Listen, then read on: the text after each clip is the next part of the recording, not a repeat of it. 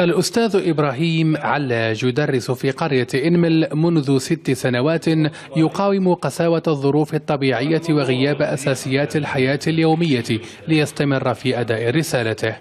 يعترف الأستاذ إبراهيم أنه في القرية يتحول إلى ممرض وخطيب في المسجد ليساعد السكان.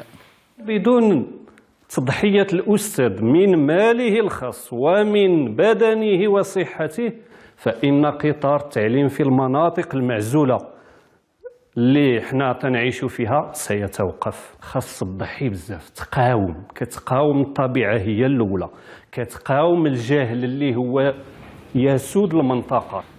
داخل قسم متقادم يعود لثمانينيات القرن الماضي، أصلحته منظمة غير حكومية بلجيكية يشتغل يوميا الأستاذ إبراهيم.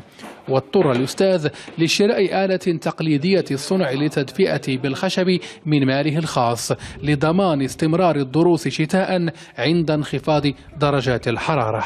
التدريس بالنسبة للمنطقة فهو يعاني مشاكل عديدة جدا، والظروف الحالية فهي تحسنات بالنسبة للظروف اللي كانت السيدة من قبل.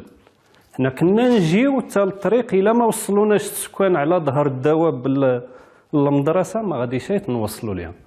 السكان في هذه القرية المغربية يطالبون بأقسام جديدة تساعد أطفالهم على تحمل البرد القارس شتاء لمستقبل أفضل. عادل الزبيري، العربية، قرية إنمل، ضواحي مدينة ميدلت، وسط المغرب.